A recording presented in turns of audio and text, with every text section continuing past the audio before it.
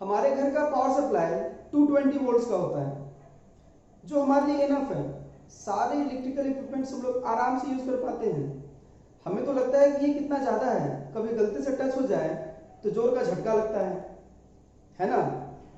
लेकिन आपका रिएक्शन क्या होगा अगर मैं कहूं कि आज जो हम लोग जनरेटर पढ़ने जा रहे हैं वो 20 मिलियन वोल्ट्स तक का पोटेंशियल डिफरेंस जनरेट करके देता है। चौंक गए ना। अच्छा, मन में सवाल उठ रहा होगा कि इतना हाई वोल्टेज का हम लोग करते क्या है, इतना ज्यादा हाई पोटेंशियल का। तो देखिए, बहुत सारे ऐसे फिजिक्स के रिएक्शंस हैं, बहुत सारे एक्सपेरिमेंट्स हैं जिसमें हम लोगों को हाई वोल्टेज की जरूरत पड़ती है। जैसे न्यूक्लियर रिएक्शन। न्यूक्लियर रिएक्शन में क्या होता है, हम लोग को टारगेट को हिट करना पड़ता है किसी चार्ज पार्टिकल से, और इसके लिए उस चार्ज पार्टिकल को बहुत हाई स्पीड में एक्सेलरेट करके हम लोगों को टारगेट को हिट करना पड़ता है। इसके लिए हम लोग को बहुत ज्यादा हाई वोल्टेज का, बहुत ज्यादा हाई वोल्टेज की जरूरत पड़ती है। तो और भी बहुत सारे एक्सपेरिमेंट्स हैं जिसमें हम लोग को जरूरत पड़ती है। ऐसे ही जरूरतों को पूरा करने के लिए Robert Jemison Van de Graaff नाम का एक साइंटिस्ट थे, जिन्होंने एक 1929 में एक जनरेटर इन्वेंट किया, और उन्हीं के नाम पर उस जनरेटर का नाम रखा गया वैन डी ग्राफ जनरेटर। तो ये कुछ सालों तक यही था, इसका ऑप्शन में कुछ भी नहीं था। हाई वोल्टेज के लिए इसी का यूज किया जाता था। फिर इसकी जगह ले लिया साइक्लोट्रॉन ने। अब साइक्लोट्रॉन क्या है वो हम लोग आगे के चैप्टर्स में पढ़ेंगे। फिलहाल हम लोग देखते हैं कि वैन डी ग्राफ जनरेटर क्या है। तो नमस्कार, मेरा नाम रवि साहब है और स्वागत है आपका हमारे प्यारे से channel tutor for you learn to lead में। और यहाँ पर आपको मिलते हैं ऐसे ही इंटरेस्टिंग वीडियोस फिजिक्स पे जो आपके स्टडी में आपको बहुत ज़्यादा हेल्प पहुंचाते हैं। तो इसी के लिए मैं कहता हूँ कि आप इस चैनल को लाइक कर दो, सब्सक्राइब कर दो, ताकि ऐसे ही वीडियोस आपको मिलते रहें। जल्दी से आप जाइए, सब्सक्राइब करिए, बेल आइकन दबाइए और ऑल का ऑप्शन आप सिलेक्ट कर लीजिए। तो चलिए सबसे पहले देख लेते हैं हम लोग वैन डी ग्राफ जनरेटर के स्ट्रक्चर को। तो जैसा कि आप देख पा रहे हैं, ये है वैन डी ग्राफ जनरेटर का स्ट्रक्चर, जिसमें जो सबसे ऊपर की तरफ हम लोग एक स्फेरिकल मटेरियल देख पा रहे हैं। इसे हम लोग कहते हैं डोम। ये एक कंडक्टिंग मटेरियल से बना हुआ है, तो ये एक कंडक्टर है बेसिकली। इसके अंदर एक और कंडक्टिंग मटेरियल है जो है P2। ये रोटेट हो सकता है, और इसको रोटेट करने के लिए P1 पुली यहाँ लगा हुआ है, यानी ये पुली नंबर 1 और ये पुली नंबर 2। तो पुली नंबर 1 क्या करता है, इसे रोटेट करता है थ्रू अ बेल्ट। तो ये एक बेल्ट है, रबर बेल्ट। रबर यूज कर सकते हैं, कोई भी एक बेल्ट हम लोग ले सकते हैं यहाँ से, कोई लेदर बेल्ट ले सकते हैं या कोई रबर बेल्ट ले सकते हैं। तो फिलहाल चलिए मान लेते हैं कि एक रबर बेल्ट है। तो रबर बेल्ट से कनेक्टेड है P1 और P2। P1 इसको क्या करता है, रोटेट करता है, और P1 को रोटेट करने के लिए हम लोग एक यहाँ पे मोटर लगा रखे हैं, और अगेन ये मोटर और P1 भी बेल्ट से जुड़ा हुआ है।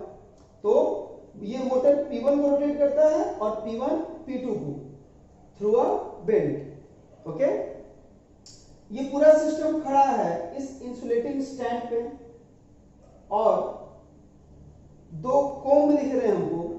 जो पहला कोम्ब है वो कनेक्टेड है हाई वोल्टेज रेक्टिफायर से, यानी हाई वोल्टेज रेक्टिफायर का एक एंड कोम्ब से जुड़ा है, दूसरा एंड है ग्राउंड। और एक और कोम्ब हम लोग देख पा रहे हैं जो कि कनेक्टेड है डोम से, और ये नेगेटिवली चार्ज है।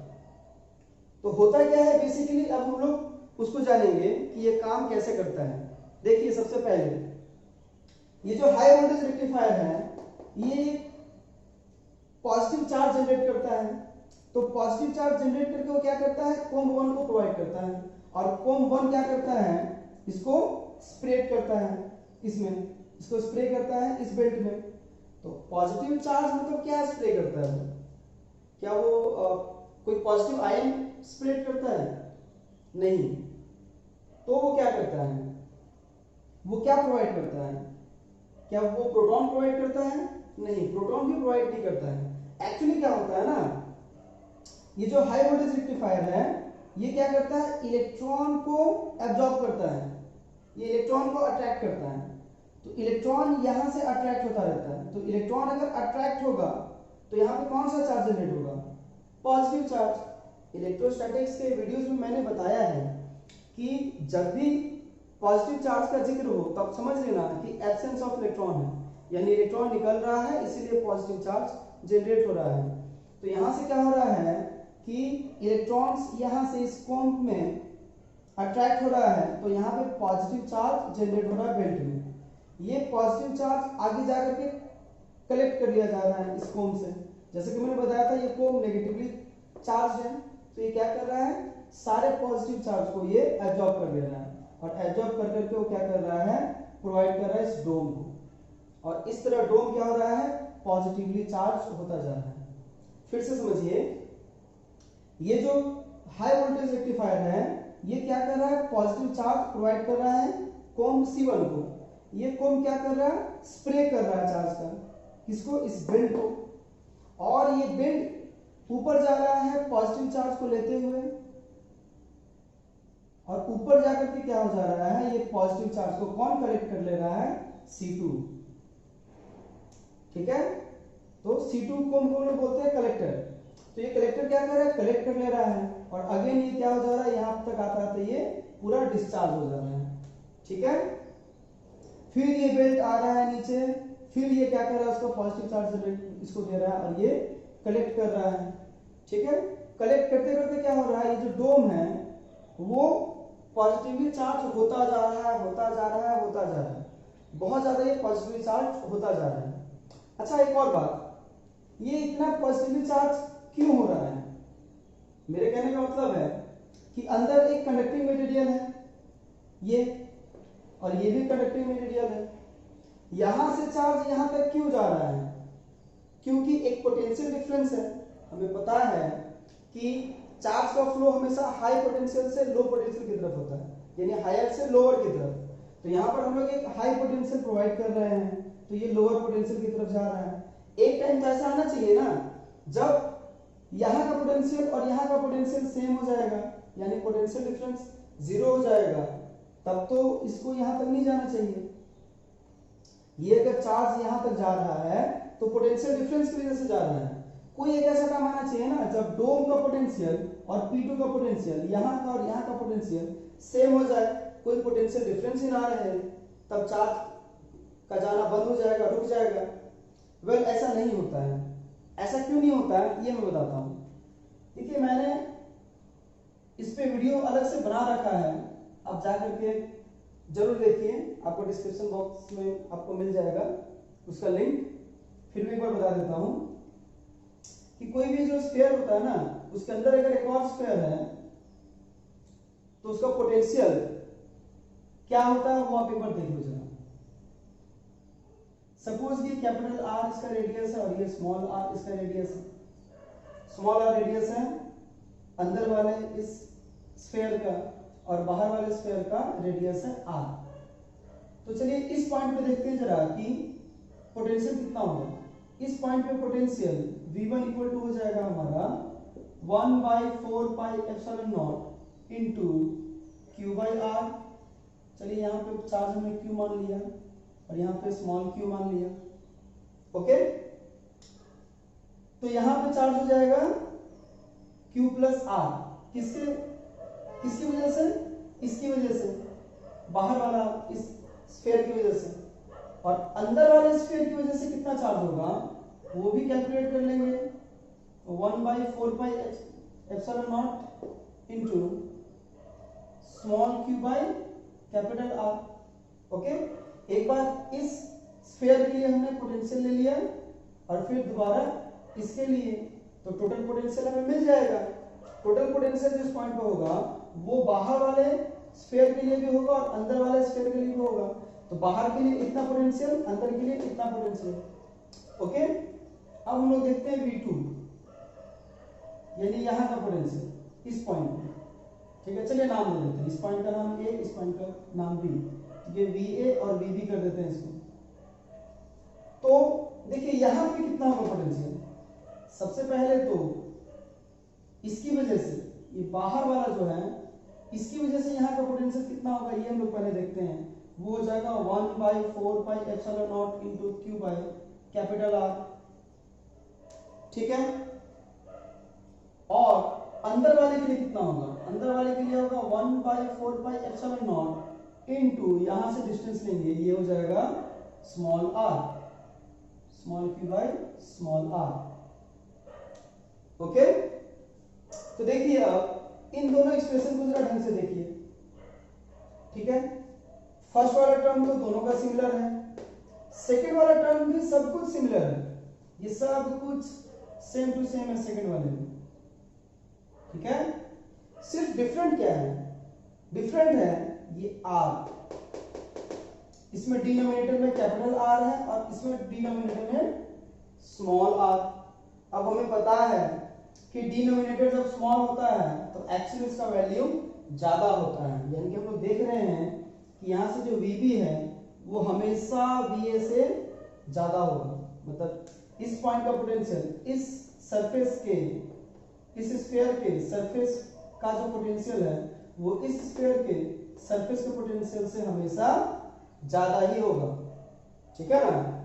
तो इसीलिए क्या होता है, यहाँ का जो पोटेंशियल है वो हमेशा इस डोम के पोटेंशियल से हाई होता है, इसलिए क्या होता है कि चार्ज का फ्लो हमेशा ये होते रहता है, होते रहता है एंड सो ऑन। तो धीरे धीरे क्या होगा, धीरे धीरे क्या होगा, इसका जो डेंसिटी है वो बढ़ता जाएगा, चार्ज डेंसिटी बहुत ज्यादा, इसको पॉजिटिव चार्ज मिलता रहेगा, ठीक है ना। तो पॉजिटिव चार्ज क्या होगा, आके जमा होता रहेगा और जमा होगा और होगा और होगा। एक टाइम ऐसा आएगा जब डेंसिटी इतना ज्यादा बढ़ जाएगा चार्ज का कि ये चार्ज है, ये चार्ज पार्टिकल्स वो आपस में ही क्या करने लगेंगे, उसको रिपेल करने लगेंगे। जितने भी पॉजिटिव चार्जेस हैं वो एक दूसरे को रिपेल करना स्टार्ट कर देंगे, ठीक है। और जब रिपेल करेंगे तो क्या करेंगे, धक्का मार के उसको बाहर करना चाहेंगे, ठीक है, एक दूसरे को। तो क्या होगा, अब देखिए ये तो वैक्यूम में हम लोग रखे नहीं है, इसको एयर में रखे हैं, ठीक है। ये जो सिस्टम है उसको हमने एयर में रखा है, वो इस एक्सप्रेशन से आप समझ ही गए होंगे, 1/4πε0 जो कि है हमारा परमिटिविटी ऑफ फ्री स्पेस, ठीक है ना। तो हम लोग क्या किए, इसको एयर में रखे हैं, तो इसके आसपास क्या है, एयर है, इस वैन डी ग्राफ जनरेटर के आसपास क्या है, एयर है। तो इतना ज्यादा हाई चार्जेस होने की वजह से ये एयर क्या होगा, आयोनाइज होना स्टार्ट हो जाएगा। तो ये क्या करेगा, ये जो पॉजिटिव चार्जेस हैं वो आसपास के एयर के जो मॉलिक्यूल्स हैं उसे आयोनाइज करना स्टार्ट कर देगा। इस फेनोमेना को हम लोग बोलते हैं एक्शन ऑफ पॉइंट्स। और दूसरा नाम जो मैं लेने जा रहा हूं उसको सुनकर डरिएगा मत, दूसरा नाम है कोरोना डिस्चार्ज। अच्छा, कोरोना नाम आ ही गया तो मैं जरा कोरोना के नाम का ऑरिजिन बताता हूं। एक्चुअली जो हमारा सन होता है ना, सन, उसके चारों तरफ ना हम लोग को ऐसा स्ट्रक्चर देखने को मिलता है, ये सन है ना, ऐसा सा स्ट्रक्चर देखने को मिलता है उसके आउटर लेयर में। तो ये जो स्ट्रक्चर देख रहे हैं ना, इसी स्ट्रक्चर का नाम है कोरोना, ठीक है। और हम लोग जो आजकल जो कोरोना वायरस से जूझ रहे हैं, हर जगह लॉकडाउन है, इस कोरोना वायरस का नाम भी ऐसे स्ट्रक्चर होने की वजह से है। कोरोना वायरस में आप देखिएगा साइड साइड में ऐसा ही स्ट्रक्चर निकला हुआ है जैसा सन के आउटर सरफेस में हमें देखने को मिलता है, तो इसीलिए कोरोना नाम पड़ा। खैर ये हमें जानने लायक आज नहीं है, हम इस टॉपिक को कवर नहीं कर रहे हैं। तो इसे हम लोग कहते हैं कोरोना डिस्चार्ज, क्योंकि क्या होता है, चारों तरफ से चार्जेस जो है वो ऐसे ऐसे करके लीक होने लगता है, ठीक है ना। तो जैसे सन के आउटर सरफेस में हम लोग को कोरोना जैसा स्ट्रक्चर मिलता है, यहाँ पे भी कुछ वैसा ही हमें फेनोमेनन देखने को मिलता है कि बाहर जो है वो बहुत सारे चार्जेस जो है वो आने लगते हैं, ठीक है। और इसमें हेल्प कौन करता है, उसमें हेल्प करता है air molecules. Air molecules ionize हो जाते हैं और वो क्या करते हैं, फिर पॉजिटिव चार्ज को लेना स्टार्ट कर देते हैं। तो इससे हम लोग देखने को मिलता है कि पॉजिटिव चार्ज का फ्लो मिलता है हमें, ठीक है।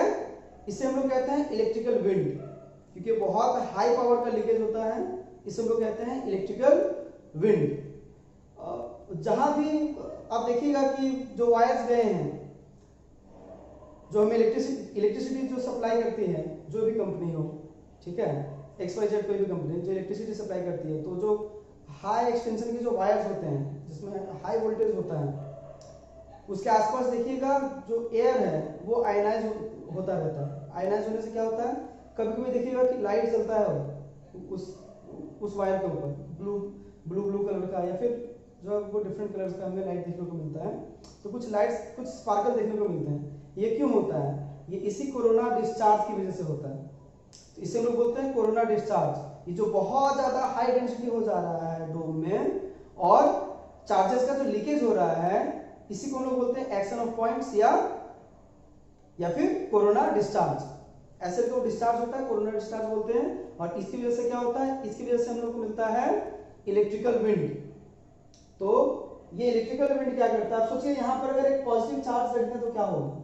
इस पॉजिटिव चार्ज को ये एक्सीलरेट कर देगा।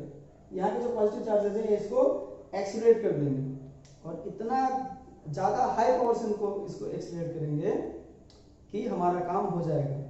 ठीक है, तो बेसिकली हम लोग करते क्या है, तो इसकी जरूरत हमें पड़ती है न्यूक्लियर रिएक्टर्स में। न्यूक्लियर रिएक्टर्स में क्या करता है, तो चार्जेस को, जो चार्ज पार्टिकल्स हैं उसको एक्सीलरेट करने का काम करता है, ताकि वो टारगेट को जाकर के हिट करे।